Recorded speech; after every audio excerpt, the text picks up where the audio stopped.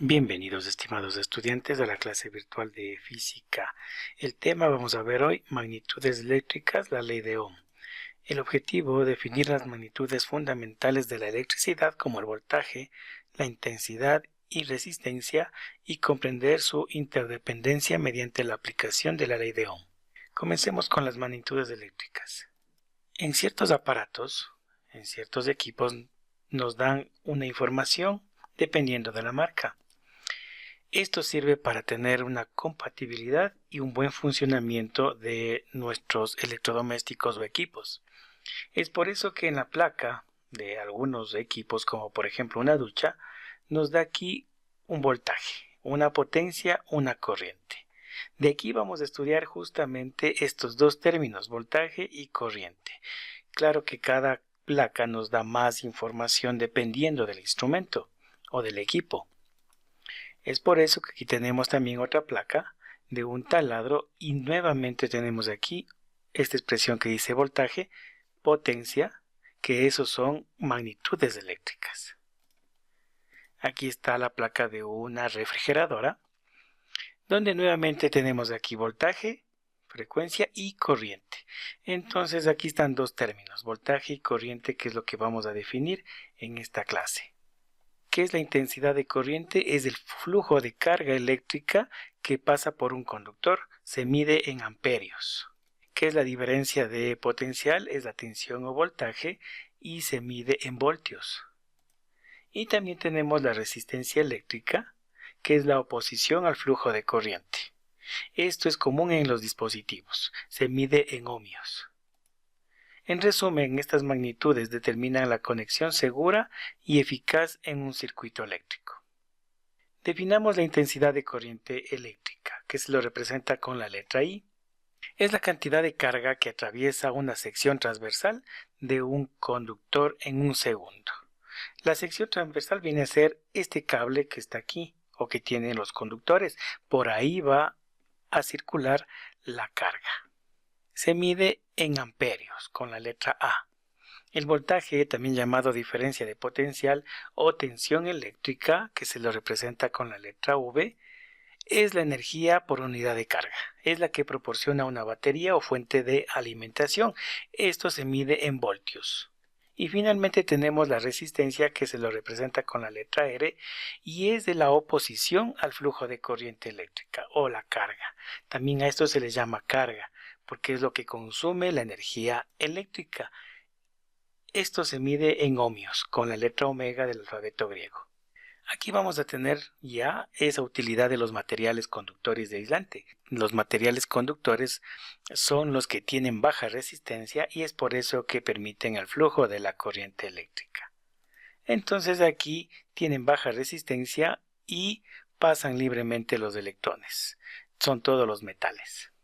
También tenemos los materiales aislantes, donde estos materiales tienen una alta resistencia. Por lo tanto, no permiten el paso de los electrones.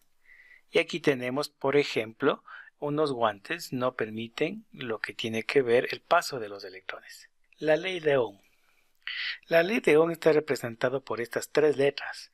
I es igual a V sobre R, donde I es la corriente y es directamente proporcional al voltaje. Es decir, si el voltaje aumenta, la corriente también aumenta. Y es inversamente proporcional a la resistencia. Eso quiere decir que si hay más resistencia, menos corriente pasa. Aquí lo que se debe saber es que la I es la corriente eléctrica y se mide en amperios. La V es el voltaje y se mide en voltios. Y la R es la resistencia que se mide en ohmios. Para calcular el voltaje hay que despejarlo y es por eso que si quiero calcular el voltaje va a ser igual a la corriente por la resistencia. Ahora, si quiero calcular la resistencia, nuevamente tengo que despejar y resulta que la resistencia es voltaje sobre corriente.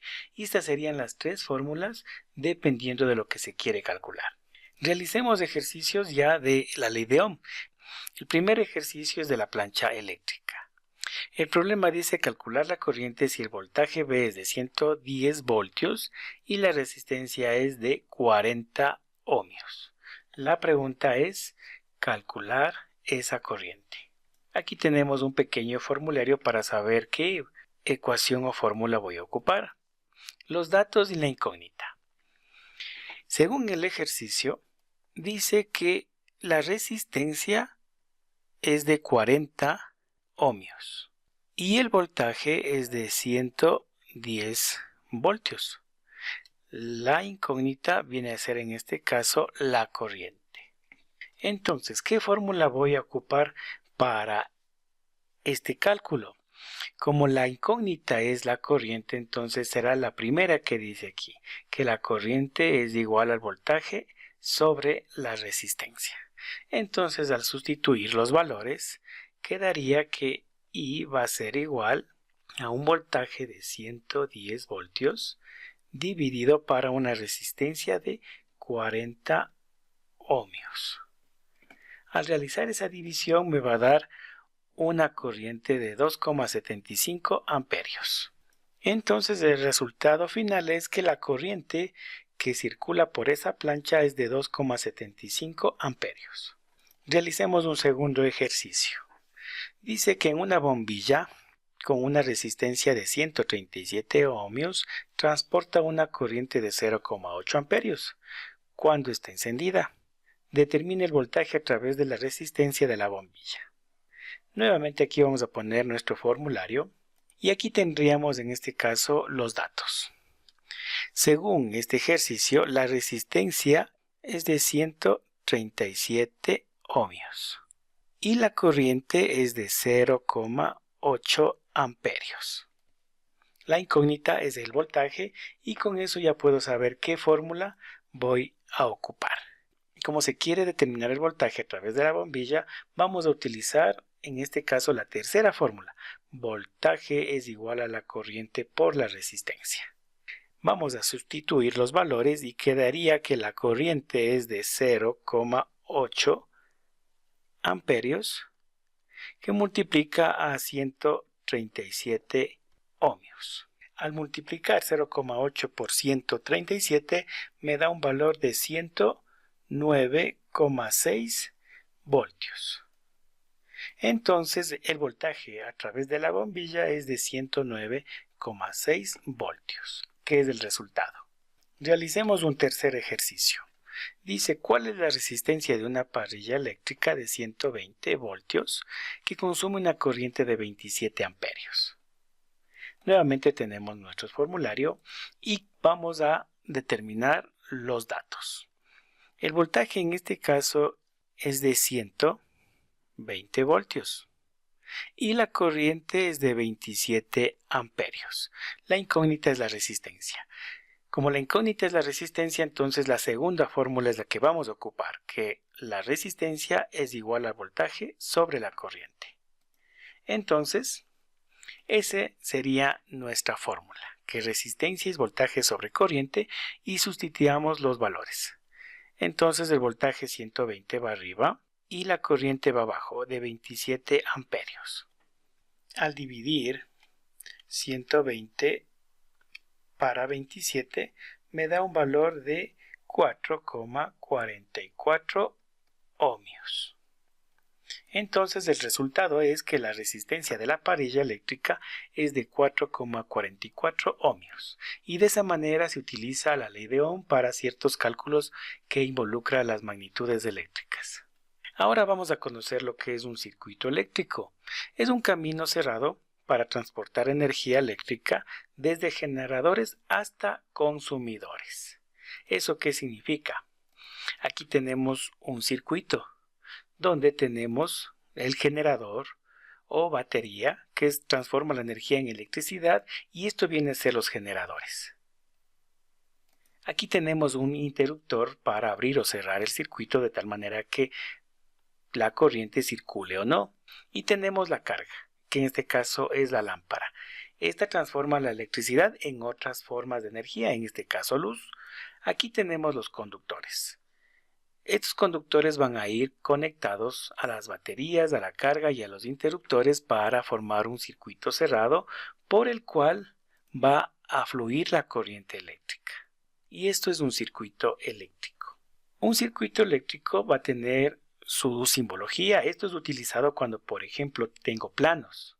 Es por eso que cuando decimos generador de corriente continua, será un círculo con un más con un menos que se tiene como símbolo. Si digo un generador de corriente alterna, será un círculo con una curva. Si digo carga, estará un zigzag que significa resistencia.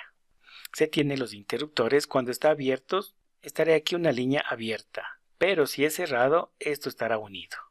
Y los conductores, que generalmente se lo coloca como una liñita.